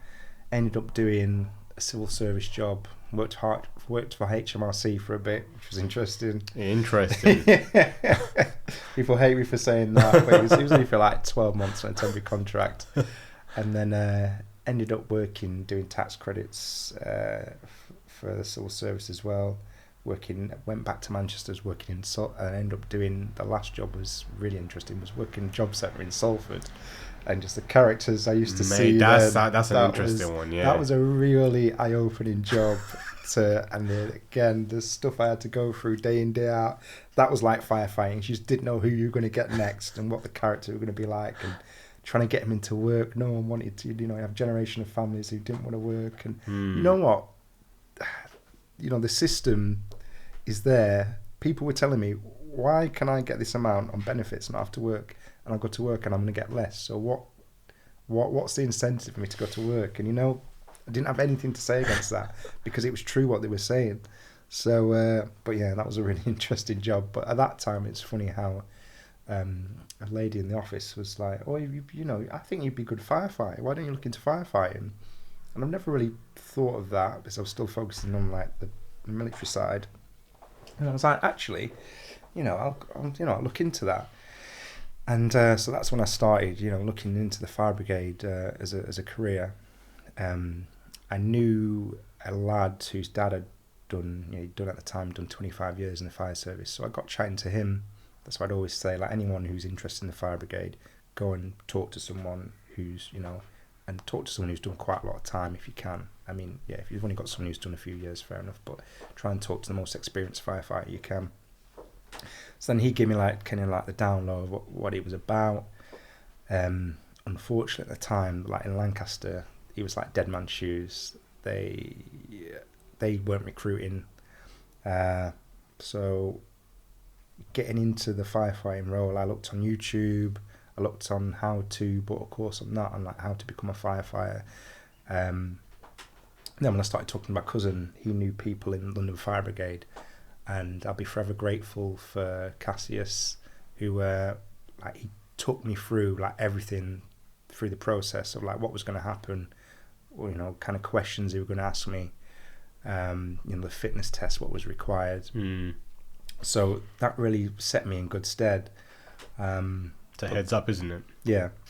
But the first time I applied for Devon and Somerset Fire and Rescue, and I was living in Lancaster at the time, and had a 7-hour drive to this.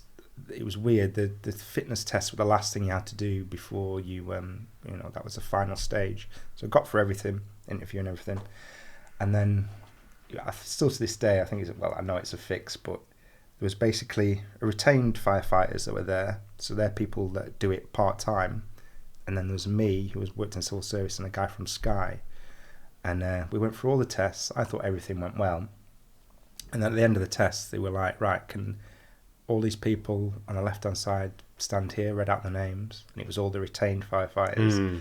And then obviously me and the guy from Sky were on the right hand side of the room. They're like, unfortunately, you guys haven't passed today. And I was like, what? Are you alright? Yeah, because I knew I'd done everything in the times required, smashed all the fitness tests. And then he was saying that I put my hand above a bit of tape that they'd taped off on the ladder to say you shouldn't go above that point. And I was the first one to do the actual ladder climb. So, I don't know whether it was true or false. Oh, I see. But yeah, that's the reason why I didn't get in. But then that was so frustrating, because then I had a 7-hour drive back home, just thinking, why didn't you listen a bit more? And I was so gutted. Yeah. But yeah, but then I got back, applied for London, and yeah, because Cassie had helped me out, I was ready for the tests. Everything went smoothly, and then yeah, I ended up starting for the Fire Brigade at the end of 2010.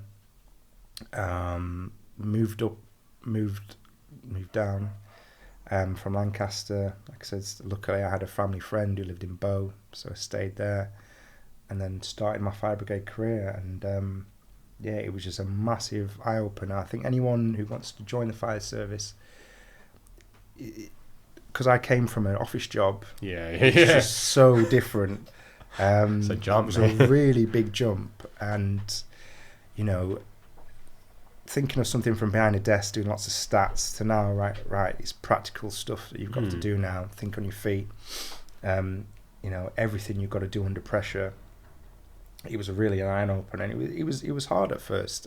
I'm not gonna sit here and say, oh, yeah, I smashed through everything. I didn't. Struggled with a lot of things, and so did other people on the course. Trying to get your head around tying all different knots and all the ladder commands that you've got to do.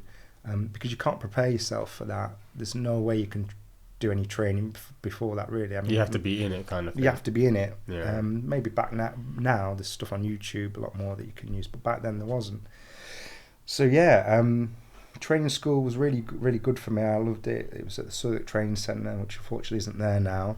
How long is the training to become an actual fireman? So it was 18 weeks back then. Now it's gone down to 12, which is... I don't think it's enough. They're giving the candidates iPads now with all the training on beforehand, and then they're just expected to come and then perform. And because to train themselves, basically. Yeah, it's such a practical job that you need those extra weeks of training. It makes such a difference. So yeah, the training school was first. You learn about IEC, and then you start doing the pumps and pumping. So again, using the fire engine, all the hoses, looking at all the different dials, all the water pressures, remembering all that. Then you go on to learn how to pitch ladders. Again, something totally alien to you. And you've got to do all these different commands. You're tilting a ladder that weighs 100 kilos, on a degree angle, trying to turn it, getting into it like a really small window, confined space. There's loads of new things that you learn, and it's exciting. But really difficult things that you only can learn there and then on the job. And then you do your breathing apparatus. Again, you don't realise when you go into a fire, you can't see anything. There's so much smoke that you're literally going there blind. So it's so important that you've got to stick to your walls. Like you get a brief of left-hand wall or right-hand wall, and then you've got to count the doors you go through, because you can get easily lost. So you've got to reference where you are all the time. You've got to make sure you're doing your search and rescue to make sure you search in the areas you go along. So you've got to pick up on things. Your sensory stuff and remembering things is really important. You've got to remember where you picked a casualty up from, because then the next crew can go in and then they can travel to that point you were, not having to search it all again, and then know a point at door 4, that's where we've got the casualty. They can go on then and can carry on the search and rescue. So learning all that, really interesting, and then but still really hard, really physical. And then you get to the real fire training in the final couple of weeks. Do that up at Morton, and yeah, that was, again, they put you in some really hard circumstances of really hot rooms. We having to go in and rescue dummies. Oh, so they actually have to put you in a simulation then? Well, you're literally in a room that's on fire. They get all these stacks and set them all alight. And yeah, that's real fire training. That's what you're in there to do. And that was really tough, because they do really test you. Because obviously, after that, you're going out to stations, so you've got to be ready. So I remember they put you in a room, and they just set it alight, and then you've got to just stay in there in your breathing apparatus and gear. And feel the heat, and got to get to the end. Some people didn't get to the end, but I did. Just manned it out, and but yeah, but again, it's stuff like that you need, because out in the real world, in the fire situation, you've got to be prepared for anything, and anything can happen. So yeah, the training at London Fire Brigade's really good, and yeah, it was really exciting. Got through that, and then my first station was Shoreditch. So got put in the deep end. Shoreditch, man. Yeah, and it's just totally different when you get out to station. You know, you're with a bunch of guys, you know, they're all experienced. You're the new guy. You got to get all the coffees, the teas, make sure you wash up. You kind of become like the apprentice in a sense. Yeah, you are the apprentice, yeah. How many people are in your station then? So at the time, Shoreditch was a two appliance station, so there was 2 trucks, so there'd be 12 people there. So you guys practically become like a little bit of a family, don't you? Yeah, you do, because you spend 48 hours a week with them. You eat together all the time, and yeah, it was really good. And yeah, it's just another eye opener. You know, you go out into there and you have to learn your craft. You're still learning. You get put on a development plan, and so you've got to become a competent firefighter. So there's loads of things that you have to record in, to write down as evidence from certain jobs that I've done, to tick certain criteria to say, right, okay, he's proved that he can do this. It takes 18 months to do, you know, if you get enough jobs. So yeah, did all that. Again, really interesting, like some of the things you see, you just, like for example, the best story that I love telling is get called to someone trapped in a bath. Trapped in a bath? Yeah. And it was like one of my, I think it's like the 4th week I was in there. How do you get trapped in a bath? Well, this is the thing. You do get bariatric patients that get trapped in. Sometimes they can't get out of bed, and then we've got to cut out sections of the window and stuff, and then a fire rescue unit's got to come and like winch them out, and so it is quite common. This guy, when I turned up, all the guys had gone in. I'd obviously the new guy, so I'm getting all the equipment off the truck, and then I come in, and they all just like run out, and they've all got smiles on their faces. I'm like, what's happening here? And then I get into the bathroom, and the guy is skinny, he's not fat, and he's facing the taps. And I'm like, why is he stuck? He's like knelt down, facing the taps. I'm like, you all right, mate? He's like, yeah, just get me out of here now. And I'm like, just stand up. He says, I can't stand up. And I'm like, why can't you stand up? He goes, get round here. Oh my God. And I go to the side of him, and he's got his cock stuck in the overflow of the bath. And it's blue. Oh my God. The ambulance are there. They said, we've tried everything, so we cannot get it out. It's just jammed in there. Oh my God. And then the only option is now that I've got to cut him free with like a disc cutter. Are you mad? A disc cutter? A disc cutter. How big is a disc? Like this big? The disc. No, the disc. Oh, so it's like an angle grinder. Angle grind, yeah. Oh, mate. But you know, the noise, the sparks from it. The heat. Heat. No.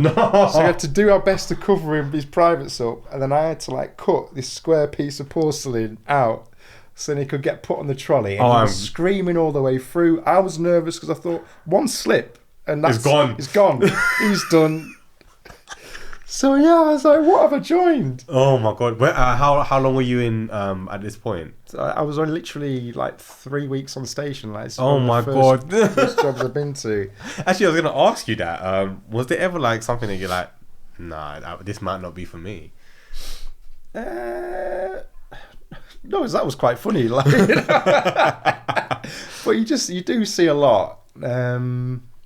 What do you mean in terms of like bad or? Yeah, like not well, just something that made you just feel like, okay, I don't think I can actually do this. Like, I might not be able to do this. I think, you know, that kind of stuff. There's 2 things really that stick out. Is you know, seeing your first dead body is not nice. And that was just such and like the guy, such an innocent thing. This 23-year-old student from America was just like going about these roofs, garage roofs, and like I don't know why they're on the roof, but they're just messing about. You know what young lads are like. Yeah. And he's fallen through the roof, so then he's gone missing, and his mates obviously rung us and said, my mate was on the roof, I don't know where he's gone now, can't hear him, can't find him. So we went into this garage, and we're looking around to see where he is. And it was just so unfortunate because it was a garage, had loads of cars parked up. But where this guy had fallen through the roof, there was no cars and it was just concrete. So he just come down, slammed down on that, shined the torch on him, and his head's just completely exploded. And and it was just so sad, you know, to like 23-year-old, 21-year-old student come over here to study, you know, had such an unfortunate accident and, you know, lost his life. And seeing that at first was like, wow, okay, you know, something I'd never seen before. It took a bit, you know, getting used to. Does they provide you like with therapy? Yeah, Like that? Back then it wasn't so much as it is now. Now they are really good. They've got counselling services. You know, if you see any like, you know, dead people, you can get a referral straight away. Your manager will come speak to you, say, look, are you okay? You know, do you need any extra help? Do you need someone to talk to? So the brigade are really good at that now. But back then, it's just progress. The progression wasn't there as it is now today. But it was good because the lads would just talk about it and kind of like dark humour. You know, you just got to not laugh at what's happened, but you just get through these things, you know, with everyone else, you know, helping you around you. And then the other time is when I went to a fire at Fitness First, actually. Really? It was really difficult to get to because it was a sauna that was on fire, and it was weird how it's kind of like in the middle of the gym. And me and my mate were for the first crew in there, and you were always meant to like follow walls. And we got something called a TIC, like thermal imaging camera, where you can see where the fire is. And we could see it was in the middle of the gym, and there was no direct wall to get there. And then the TIC went dead. So then all we can just see is the fire burning. So then we were like, we're just gonna have to come off the wall and like get to where this sauna is, which we shouldn't have done. It's a big no-no in the fire brigade, but we did. And then trying to get over all the gym equipment, because it was early morning, so it was a busy gym. Everyone had just left all the stuff on the floor. Yeah. Trying to drag the hose over all the equipment and the dumbbells, because remember it's dark, you can't see anything. All you can see is this glow that we're trying to get to, and in doing so, we've come off the wall, and then the hose has got stuck under all the equipment, and then we can't reference where the wall is anymore. And so we're in a smoke-filled like room. There's a fire still going. The extinguisher media's like trapped, so we can't use that to put the fire out. And now we're running out of air. We've got like 3 minutes of air left, which you should be out within 10 minutes, because we've been just so focused on trying to put the fire out. Yeah. So then we're like, right, we've got to just try and get out of here. And we like literally was a moment of, you've got to put your faith. The guy was a lot more experienced than me, so he was like, look, I think if we just go over to this side, near where the fire is, there must got to be a fire exit, something that we can get out of. But it was that moment of, I've got 3 minutes to like get out of here. It was, you know, this could be it kind of thing. And yeah, luckily, the way he wanted to go, we managed to scramble out of a fire exit and, you know, get out. And we literally had a minute of air left. You know, God forbid what had happened if, that's, you know, that was one of the moments where I was thinking, right, okay, this could be, you know, it could be the end, you know. So that's one thing, you know, that makes me think, oh, is it really for you? But that highlighted to me how important it is to like stick to procedures and never go like for freelance. You know, there's a reason why you got to stick to a wall and, you know, keep your hose with you at all times, because, you know, stuff like that can happen. So yeah, that's one of the things I'm like, wow, okay, you've got to fix up, you know, don't be doing that again. Yeah. I mean, out of curiosity, how long do you have with how much? So the working capacity, we've got new sets now, so it's a bit more. But on the old sets, it was, if a fit person could last, you know, 34 minutes was the standard, what they'd tell you. But you could go to like 40 maybe if you were a fit person. Okay. But it all depends on work rate. You know, sometimes like that, we have to drag hose like over equipment and things like that. And that was just tanking the air, because, you know, our heart rates were going up, we're breathing more heavily. So it all depends on the, you know, on the situation, how fit someone is. What was your parents now viewing your job as a fireman? Obviously, there was the no for the army or for the military. Yeah. And again, with being a fireman, it's also going to have its own hazards. So how do they feel about that now? With that, and then knowing what they were like with the army, I haven't told them that story about nearly running out of air. Like, there was certain things that I just knew, couldn't really say. But I mean, my mum, she's a midwife, so like, you know, the stuff like dealing with death and things like that, like the things I had to speak to her about that, and you know, she could kind of relate to that because you know she's you know obviously been seeing things like that, unfortunately. But yeah, they were a lot less, because it's the fire brigade's got a good safety record, and like, you know, a few people have unfortunately, you know, passed away, but it's not as intense as obviously being in the military, so that kind of like eased their, you know, concerns. Yeah. But like the way your mum felt about things, what about your dad? My dad sees, my mum's the one that she really, you know, tells you how she feels. Like my dad's more of the good cop. He like just lets me get on, crack on with it. Yeah. So yeah, he's more laid back, more relaxed. He's always been like that. I've always had that relationship. So yeah, he just lets me kind of like just get on and let me do my thing. And yeah, just hopes I don't get in no trouble or any mishaps. Right. So yeah. Nah, fair enough, man. Nice. It's interesting as well. I guess if you had kids, how would you still feel? I mean, I guess I imagine there's a lot of guys there who do have kids. Yeah. And what's the like the mindset then? You know, like what? Like again, in your situation now, if you had kids, what would change? Yeah. You well, know, it's totally different with the guys that have got kids. They are more cautious and won't just run into things, and you know, you have conversations with them beforehand and after, and yeah, they're more like, you know, I've got someone to go, you know, I've got people that rely on me, I've got to get home safe, and so yeah, they're not inclined to take as much risk as I suppose like a single person would, but you shouldn't be taking those risks anyway, regardless. Yeah. So sure. and that is hammered into you, you know, into the brigade, like. It's about you and your crew being safe and getting out there alive. That's more important than that, you know, rescuing someone, because you know you're there to go and do that job, so you need to protect yourself first and foremost. So yeah, the brigade give you a lot of training on that, and do hammer that into you, because yeah, that's what it's all about. You've got to protect yourself first so you can help others. I guess at what point did you start now PTing? Because obviously we know that you started being a fireman at the age of 24. You said you didn't start you didn't do your first competition until you were 31. So 31. Yeah, it was a while. Yeah. When did you start PTing then?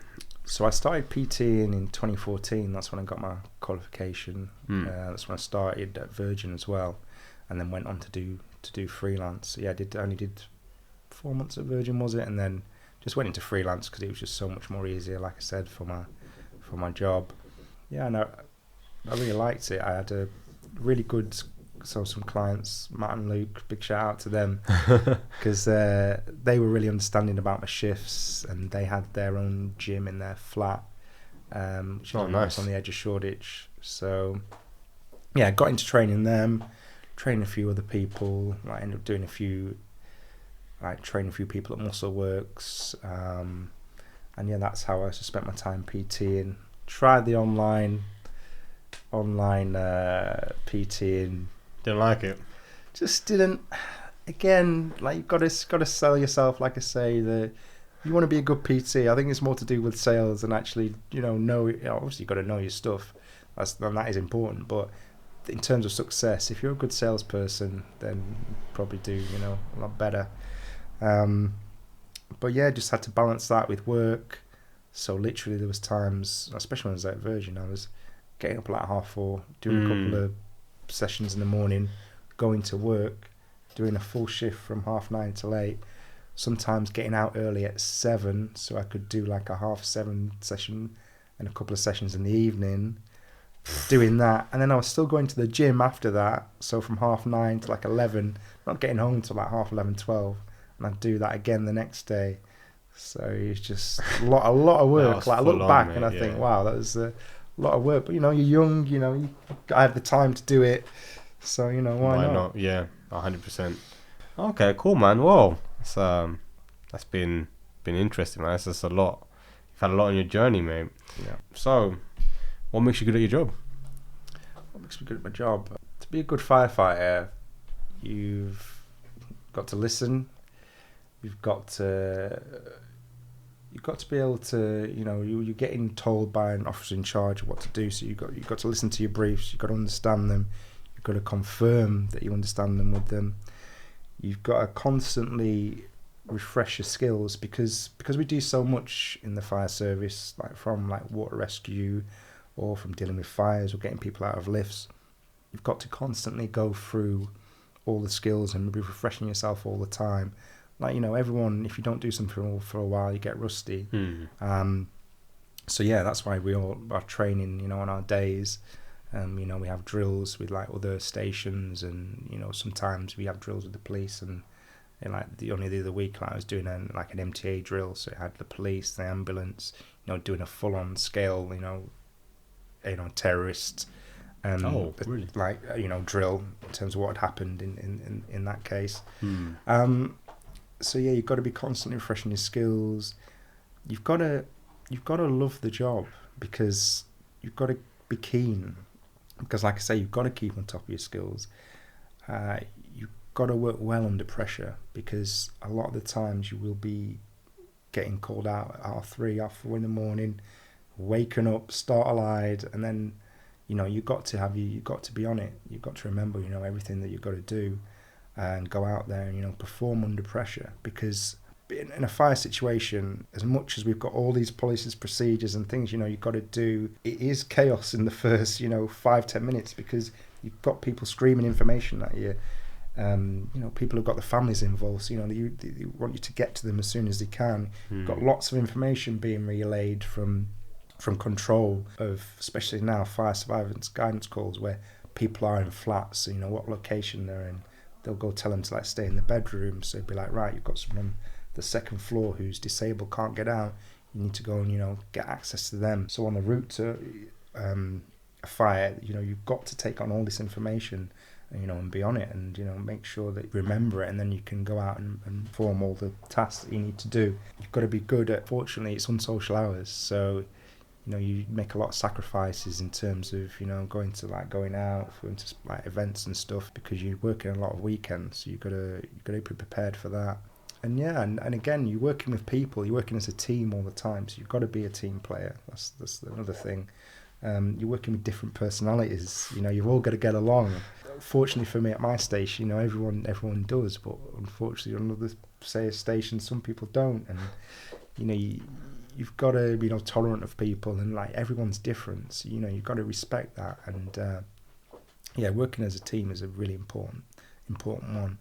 And yeah, just look out for each other. You've got to be cautious about your safety on the firing ground, and everyone else's. So it's like looking out for everyone else as well. You've got to be very safety conscious as well. That's the one thing I'd say, because you're going into things where bad things can happen. So you've got to be aware of what can happen, and make sure you take the precautions to avoid those risks and those hazards.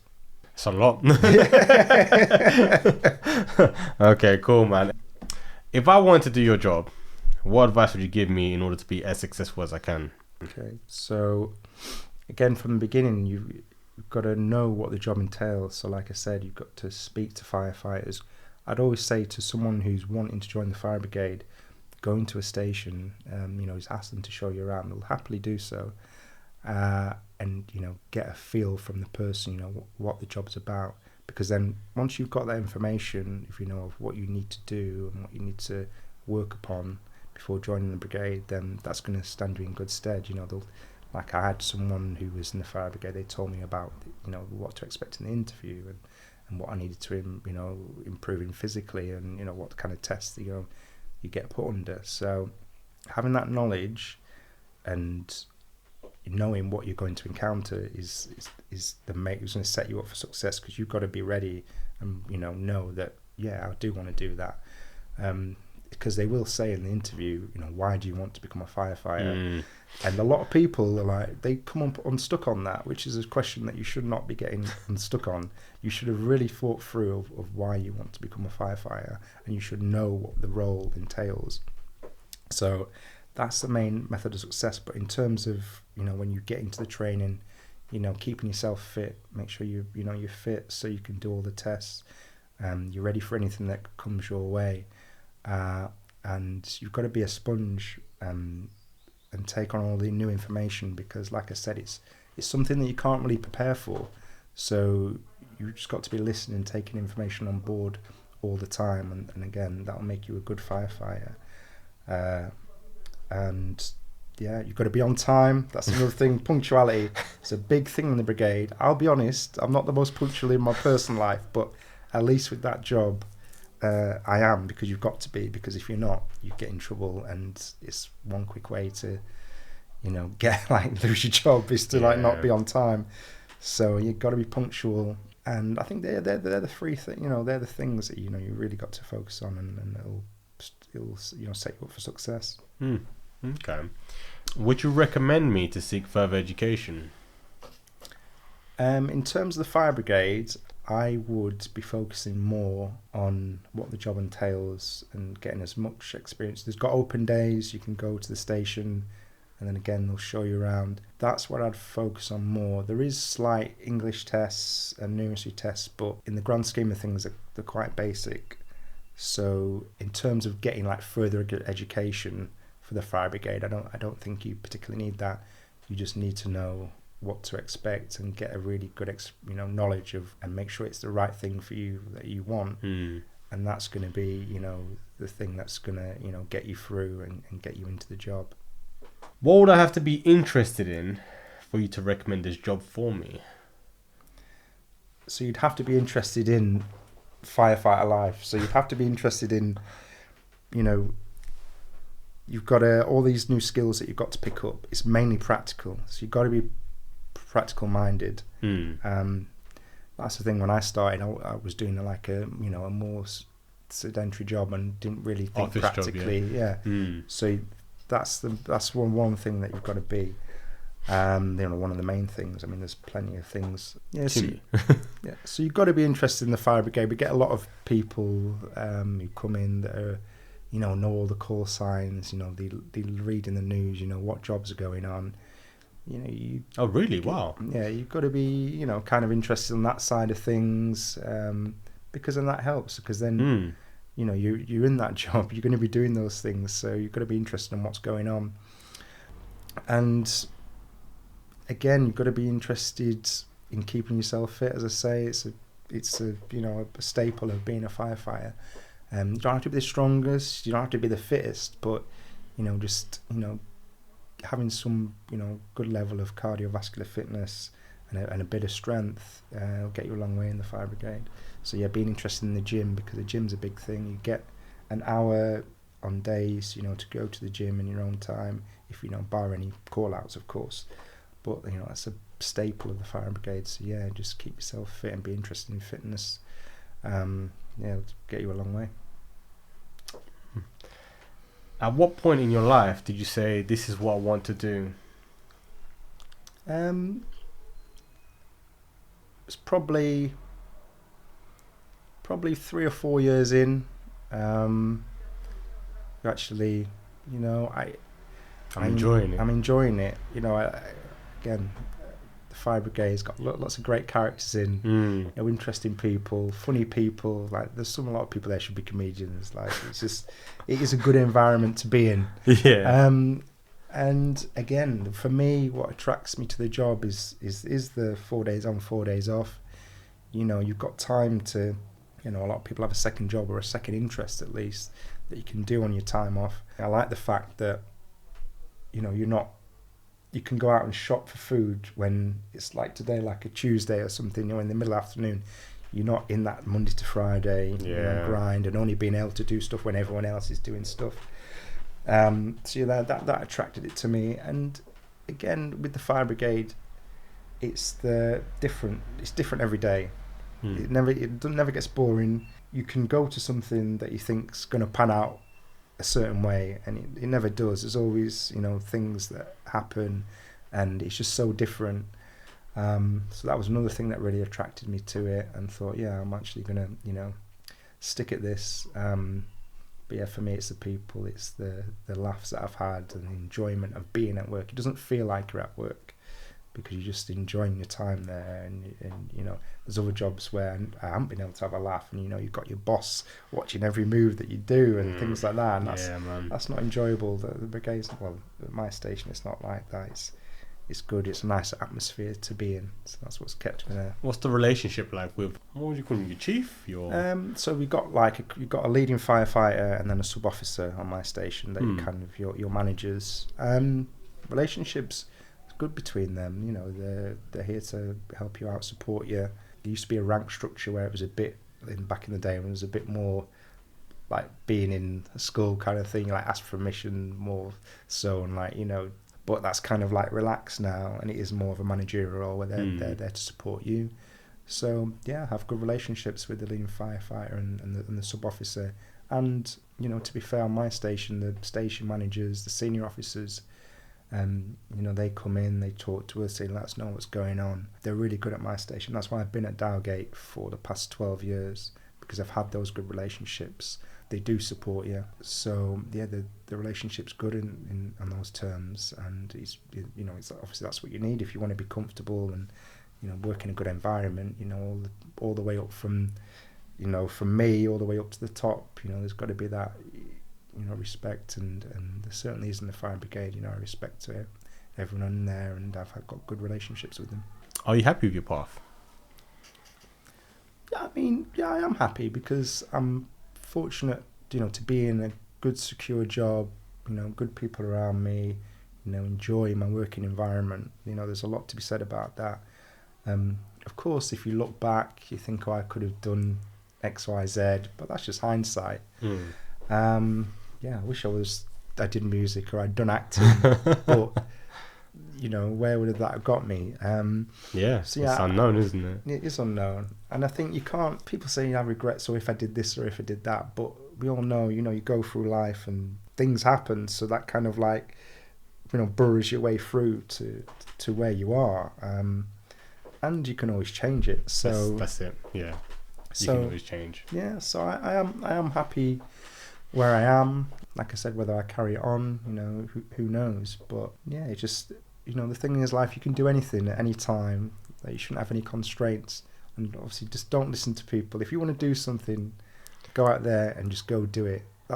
Everything's about action. If you want to do something in life, you know, we can all think about things and all maybe, but it's not going to get you anywhere thinking about it.